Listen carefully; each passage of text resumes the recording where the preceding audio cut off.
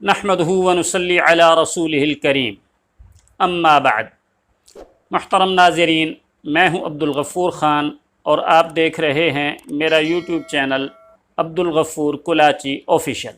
ناظرین، میں نے اب سے چند گھنٹے قبل ایک شارٹ کلپ اپلوڈ کیا اور اس شارٹ کلپ میں محترم انجینئر محمد علی مرزا صاحب کے متعلق ایک بات کی کہ انجینئر صاحب نے بخاری شریف کے حوالے سے ایک غلط بیانی کی ہے کہ جی بخاری شریف کے اندر ہے کہ فتح مکہ کے موقع پر حضرت بلال حبشی رضی اللہ تعالی عنہ نے حضرت وحشی رضی اللہ تعالی عنہ کو حضرت صلی اللہ تعالی علیہ وآلہ وسلم کے سامنے پیش کیا۔ لیجئے پہلے سن لیجئے کہ انجینئر صاحب نے کہا کیا۔ صحیح بخاری میں حدیث ہے، فتح مکہ کے موقع پر حضرت بلال حبشی نے لا کر پیش کر دیا وحشی کو حضور کے سامنے کہ چلیں جہاں باقیوں کی معافی ہو رہی ہے اس کی بھی ہو جائے۔ سن لیا آپ نے۔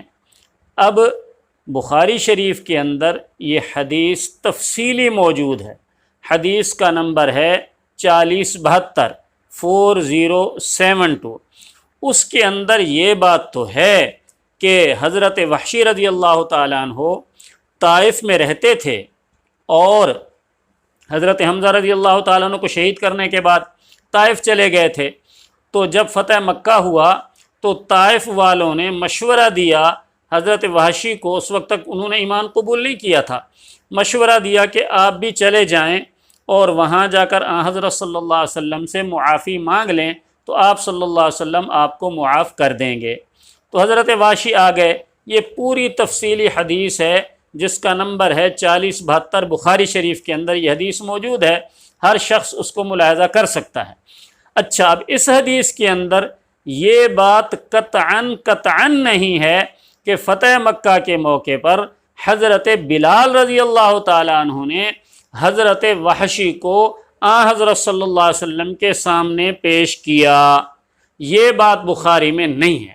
اور میں نے اسی کا تذکرہ کیا شارٹ کلپ کے اندر کہ جی بخاری کے اندر تو یہ چیز نہیں ہے کہ حضرت بلال نے حضرت وحشی کو پیش کیا حضرت صلی اللہ علیہ وسلم کے سامنے۔ انجینئر صاحب نے یہ جھوٹ بولا ہے حدیث پر، حدیث کے اندر یہ بات نہیں ہے۔ اچھا، اب یہ بات میں نے بیان کر دی، کلپ اپلوڈ کر دیا۔ اب جو ہی کلپ اپلوڈ کیا تو انجینئر صاحب کے فالوورز مکھیوں کی طرح میرے کلپ پر آنا شروع ہو گئے اور عجیب عجیب کمنٹ کرنا شروع کر دیے۔ باقی کمنٹ کو تو چھوڑیے، کئی احباب انجینئر صاحب کے فالوورز اور اسٹوڈنٹ میں سے ایسے نکلے کہ جنہوں نے یہ کمنٹ کیا کہ جی بابا جی آپ مہربانی کریں، دیکھیں انجینئر صاحب نے، ہمارے مرشد نے، ہمارے استاد نے تو حوالہ دیا ہے، آپ نے حدیث دیکھی نہیں، ویسے ہی ہمارے انجینئر صاحب کے خلاف کلپ اپلوڈ کر دیا۔ میں آپ کو صرف 2-3 کمنٹ پڑھ کے سناتا ہوں۔ مثلا ایک صاحب لکھتے ہیں کہ بڑھاپے میں تو پڑھنا سیکھ لیتے، انجینئر نے پوری حدیث دکھائی ہے۔ اب اس بندے کو یہ پتہ نہیں ہے کہ انجینئر نے جو حدیث دکھائی ہے اس کے اندر وہ بات ہے بھی صحیح نہیں، ہے بھی صحیح کہ نہیں جو انجینئر صاحب کہہ رہے ہیں۔ اچھا، ایک اور کمنٹ ملاحظہ فرمائیں، ایک دوسرے صاحب لکھتے ہیں صحیح بخاری 4072 بہت لمبی حدیث ہے اور بالکل اس کا کنٹیکسٹ یہی ہے جو امام نے بیان کیا۔